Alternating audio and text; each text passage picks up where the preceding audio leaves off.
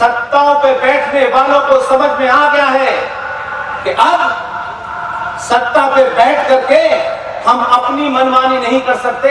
जो सत्ताओं के दलों की जो भूमिका है, जो समाज की धड़कन है, अगर उसका कोई भी विरोध भी करता है तब भी उस विरोध के कारण कर्नाटक की विधानसभा में स्वतंत्र वीर सावरकर की तस्वीर आपके दबाव में लगती है। कोई नेता, कोई पार्टी, संगठन ये न समझे कि किसी ने ये काम किया है। हमको बहुत कुछ पता है दिल्ली में रहते हुए, इसलिए इस बदलाव को किसी पार्टी और संगठन तक सीमित मत रखिएगा। संगठन अपने स्वार्थ में परिभाषा बदलते हैं, राजनीतिक दल अपने स्वार्थों में मैनिफेस्टो में ऊपर नीचे करते हैं, लेकिन आपका दबाव रहेगा तो सत्ता पर बैठने वाले लोग इस भारत की संसद के अंदर ऐसा भी इतिहास रचते हैं जिसकी कल्पना कोई नहीं करता है।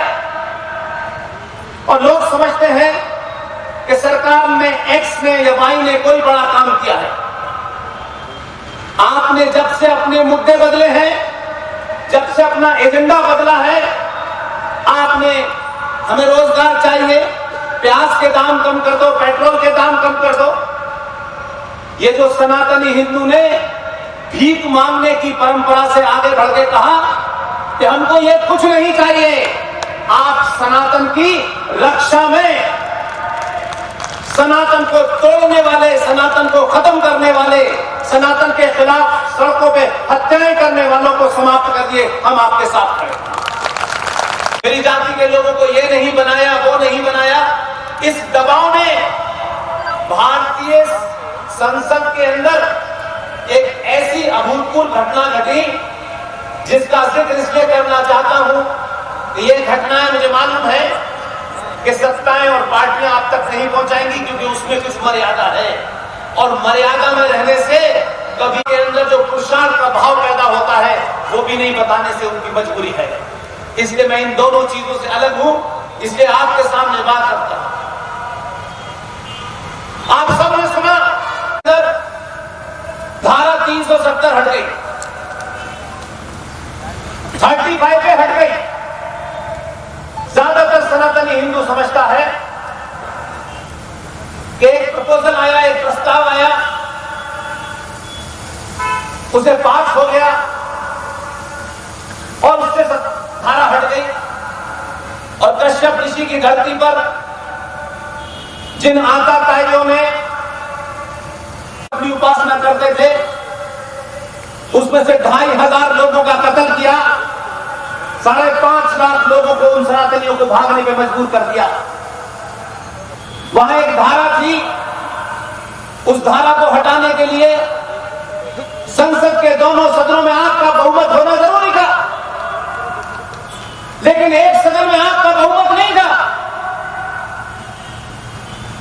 आप यहां से जब इस बात को कनेक्ट करेंगे तो आपको समझ में आएगा कि इस सभा में बैठा हुआ एक एक व्यक्ति, मेरी मां, बहन, बेटी, कितनी महत्वपूर्ण भूमिका उसने निभाई है, इसका अंदाजा आपको लगेगा। ऐसे नहीं था कि संसद में गए और बात रखी, बिल पास है, न कोई बनिया है, न कोई दलित है, न कोई ऊपर है, न कोई नीचे है। जिस दिन आपने इस क्रांति का मुजाहरा, प्रदर्शन 2014 में किया, उस दिन देश के, दुनिया के लोगों को समझ में आ गया कि 700 साल के बाद सनातनी पहली बार जागा है।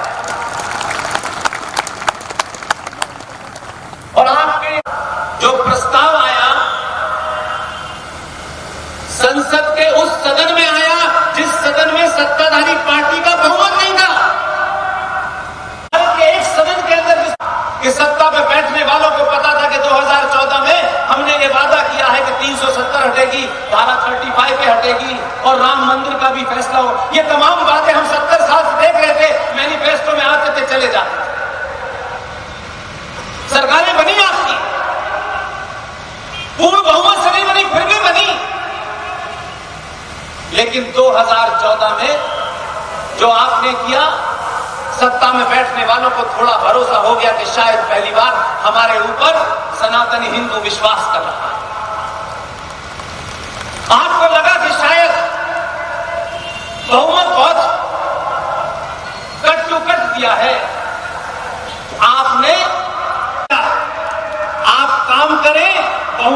हमारा काम है। नेताओं के सर पर था और वहां प्रस्ताव रखा गया।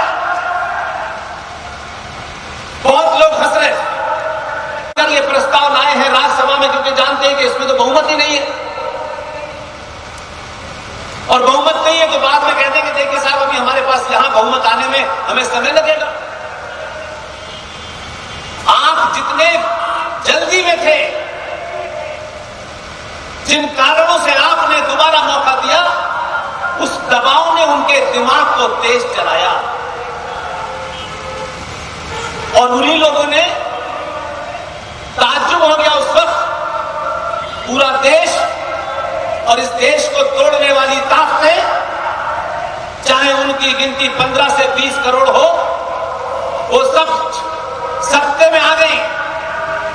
उनके नीचे से जमीन खिसक गई कि यह कैसे हो सकता है। तो पैदा करेगा, चाटुकार नजर नहीं आएगा। बहुत से लोग अचंभे में आ गए और मैंने सुना अगर आप वो नजारा देखते तो आप दोबारा से देखिएगा जाकर के। 1885 में उत्तर प्रदेश के इटावा शहर के AOU, उस पार्टी के वंशज राज्यसभा में जब यह विधेयक पास हो गया तो पीछे मुड़ के देख रहे थे। उनको भरोसा था कि आलू से सोना बनाने वाली फैक्ट्री के सारे वर्कर गायब कहां हैं। पीछे मुड़ के देखा, लोग नजर नहीं आ रहे थे। खुद उनकी हवाएं उड़ी हुई थी कि बगैर मेरी परमिशन की छुट्टी पे कहां चले गए। लेकिन आप याद रखें, जल्दबाजी न करें। यह कोई लड़ाई 1 दिन 2 दिन का युद्ध नहीं है। हजारों साल चलने के बाद यह हजारों साल तक चलने वाला युद्ध है। सत्ता पे बैठे पारित करने से 4 महीने पहले तैयारी की थी। अंदाजा नहीं था लोगों को कि ऐसा भी हो सकता है। 4 महीने पहले, क्योंकि 2014 में जिसे आपने दिल्ली भेजा था, लोग समझते थे कि इसको हम डरा लेंगे, धमका लेंगे, और 19 आते आते लोगों को लगा थोड़ा ये कमजोर पड़ रहा है। मैं भारतवर्ष के हर कोने में जहां भी जाता हूं, इसलिए कि गुजराती के बारे में कहा जाता है ये सेना में नहीं जाते, ये बॉर्डर पे नहीं लड़ते। लेकिन इतिहास उठा के देख लीजिएगा, ये बॉर्डर पे लड़ने वालों के लिए मिराज खरीदने के लिए पैसा देते हैं। और पूरे देश में एकमात्र राज्य है जो सामूहिक तौर पर अपनी किसी गलती पर सामूहिक तौर पर उस गलती की भरपाई करता है। 2014 में पूरा कर दिया।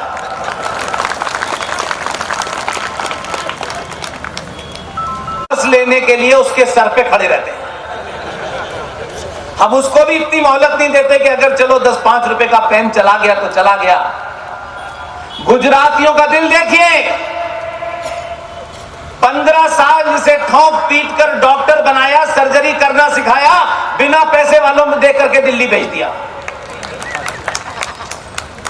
और दिल्ली में जब उसने सर्जरी पूरी की तो लगा कि अब पहला वाला डॉक्टर थोड़ा कमजोर है, तो 19 वाले को भेज दिया। और 19 वाले को पता था कि मुझे किस काम के लिए भेजा है। वो अपने काम के एजेंडे में फिट है बिल्कुल।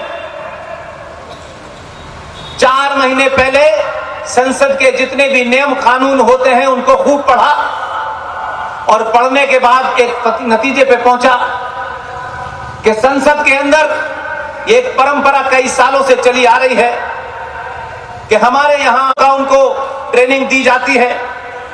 इसी तरीके से बहुत सारे डेलीगेशन बाहर जाते हैं, कोई किसी देश की लोकतंत्र की पढ़ाई करने जाता है, कोई कहीं वहां की डिफेंस की स्थिति को देखने जाना चाहता है।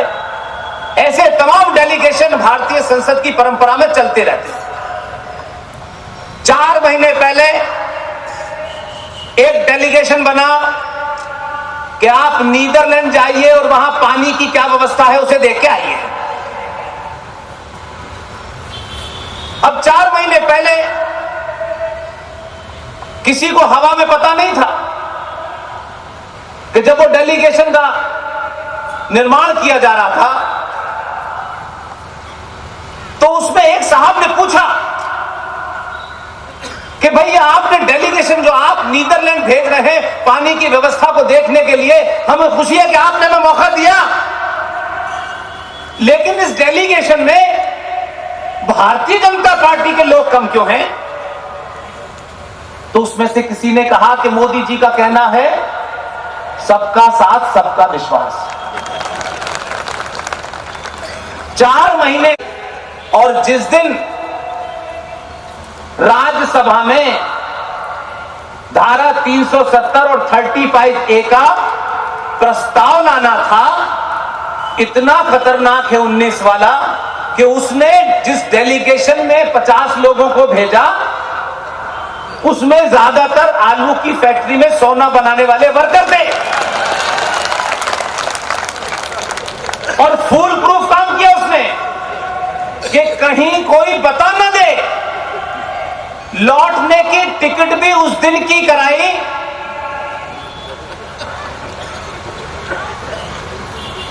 जिस दिन उसे प्रस्ताव नहीं रखना था। जिस दिन प्रस्ताव रखना था उस दिन वहां से फ्लाइट भी नहीं आती थी और बिल पास हो गया। मैं सिर्फ इस बात को इसलिए बार बार बताता हूं कि नेता बहुत आसानी से काम करते हैं, ये मैं नहीं मानता। ये गलतफहमी मत रखिएगा ये हमारा है तो जल्दी काम करेगा। आप वाला देर में ही काम कर रहा है आजकल। नेता नेता होता है, इसलिए अपना हो या पराया, अगर राष्ट्र को सबसे ऊपर रखेंगे तो पराया भी आपके गुण गाने लगेगा और अपना भी आपके गुण गाने लगेगा। इसलिए मैं ये नहीं जानता कि वो किस व्यक्ति के कारण हुआ है, मैं सिर्फ ये जानता हूं कि एक ऐसा योद्धा, एक ऐसा वीर जो काले पानी में भी रहा, जिसने यातनाएं झेली, और एक ऐसे परमवीर, उनकी तुलना आजकल बहुत होती है हर छोटी छोटी बात पर, और आपके राज्य में उनके बारे में तो पोस्टर लगाने पे आग लग जाती है। जिस समय स्वतंत्र वीर सावरकर साहब को काले पानी हुआ था, जब उनको यातनाएं दी जा रही थी, उस समय फूल वाले चाचा को भी यातनाएं दी जा रही थी। लेकिन फूल वाले चाचा की यातनाएं इतनी गजब की थी कि उनको सुबह सुबह यह पूछा जाता था कौन कौन सा नाश्ते में क्या लेंगे और खाली वक्त में अपनी बेटी को चिट्ठी कब लिखेंगे और कैसे लिखेंगे। तो आज स्थिति यह हो गई है कि इन 70 सालों में हमारे अपने लोगों ने इतना झूठ बोला है, इतना झूठ बोला है कि सनातनी हिंदू समाज अब शायद यह समझने लगा था कि हम तो झूठ सुनेंगे भी नहीं, और अगर कोई सच बोल रहा है उसको भी झूठा साबित कर देंगे। लिहाजा आप सच सुनने लगे हैं, अपने निजी स्वार्थों से ऊपर उठने लगे हैं, इसलिए आज कर्नाटक की असेंबली में सावरकर की फोटो लग गई है। और सिर्फ कोई तस्वीर लगी है यह महत्व नहीं है। जो लोग समझते हैं कि अगर इंडिया गेट के ऊपर सुभाष चंद्र बोस की 28 फीट की आंध्र प्रदेश की पहाड़ी से काट करके ग्रेनाइट की एक बहुत बड़ी चट्टान को ले जाया गया दिल्ली, और 28 फीट की वो ग्रेनाइट की मूर्ति अगर इंडिया गेट पे लगी है, तो लोग कह सकते हैं कि इससे क्या होने वाला है। और कुछ तो ऐसे जिंदगी भर बेरोजगार रहे हैं कि वो कहते हैं राम मंदिर बनेगा तो क्या भुखमरी समाप्त हो जाएगी, मूर्ति लगने से क्या बेरोजगारी समाप्त हो जाएगी। अगर ये नहीं लग रहा था तो दूध की नदियां बह रही थी इस देश में। कुछ लोगों को कहना है, वो इतने निराशावादी हैं कि उन्हें किसी भी चीज में वो गर्व महसूस नहीं होता, क्योंकि उन्होंने 70 साल तक चाटुकारिता के अलावा कुछ किया नहीं। इसलिए मैं आपको उस भाव को बताना चाहता हूं जिस भाव के कारण 2012 में जब मुझे लगा 12 में कि नौकरी बहुत बड़ी भी हो, साधारण भी हो, तो नौकरी करने से एक घर होगा, एक साधारण जीवन जी सकते हैं आप। लेकिन बहुत पैसा कमा करके 10 गाड़ियां होंगी, कोई बड़ा फार्म हाउस होगा और आपके बच्चे रोज विदेश जाएंगे, यही आप समझते हैं। दुनिया के किसी इतिहास में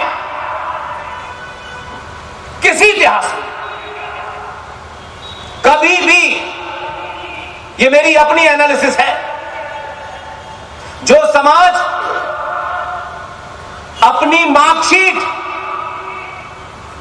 जिस पे उसे नंबर मिलते हैं, मेरे अच्छे नंबर आ जाएं, मैं टॉप करूं क्लास में, और टॉप नहीं कर पाया तो निराशा हो जाती है, और निराशा में कई लोग मैंने देखा आत्महत्या तक कर लेते हैं। दुनिया के किसी भी इतिहास में आप उठा के देख लें, जब समाज के ज्यादातर लोग भोगवादी हो जाएं, अच्छा मकान, अच्छा घर, बहुत पैसे, तब यकीन मानिए पूरी दुनिया में यह मिसाल नहीं मिलती कि जो लोग अपनी मार्कशीट की चिंता करते हैं, नौकरी की चिंता करते हैं, वो राष्ट्र कभी नहीं बचाते हैं, कभी राष्ट्र बचाने के लिए आगे नहीं आए। और मैं आपके सामने कोई दूसरी दुनिया की बात नहीं रखूंगा, वो रखूंगा जो आपने सुनी और देखी होगी। एक प्रधानमंत्री थे, 4-5 महीने के लिए प्रधानमंत्री बने, उनकी सरकार से समर्थन किसी ने वापस ले लिया। उत्तर प्रदेश में बलिया के रहने वाले थे, थोड़ा अक्खड़ आदमी थे, एकदम साफ बात कहते थे। वो इस्तीफा देने जा रहे थे, तो जब वो अपने कार्यालय से बाहर निकले तो एक गैलरी थी, उस गैलरी में एक आदमी कुर्सी पे चुपचाप बैठा हुआ था, और वो आगे निकले तो वो शख्स उनके पीछे पीछे भागा, और उस वक्त जो प्रधानमंत्री थे चंद्रशेखर साहब, जो इस्तीफा देने जा रहे थे, सिर्फ उनके पीछे पीछे भागा और बोला सर सर सर सर। और उन्होंने कहा क्या बात है? उन्होंने कहा सर आप इस्तीफा देने जा रहे हैं, मुझे यूजीसी का चेयरमैन बना दीजिए। उन्होंने कहा तुम बड़ी देर में आए हो। उनका सर मैं क्या करूं, मुझे यहां तक पहुंचने में बड़ी मुश्किल रही। अब चंद्रशेखर थे, उन्होंने अपने एचआरडी मिनिस्टर को बुलाया, क्योंकि उनके साइन से तो वो बन नहीं सकते थे। एचआरडी मिनिस्टर जब तक नहीं करता तब तक वो यूजीसी के चेयरमैन नहीं बनते। खैर काफी देर तक मीडिया में हल्ला होता रहा कि चंद्रशेखर का मन बदल गया है, चंद्रशेखर इस्तीफा नहीं दे रहे, ये नहीं कर रहे, वो नहीं कर रहे। और फिर एचआरडी मिनिस्टर का आधे घंटे तक इंतजार किया गया, और आकर उन्होंने फाइल पे साइन कर दी। वो आदमी यूजीसी का चेयरमैन बन गया, जिसको आप मनमोहन सिंह के नाम से जानते हैं। जिंदगी भर जब नौकरी करने की आदत हो जाए तो प्राइम मिनिस्टर भी उसने नौकरी की तरीके से की,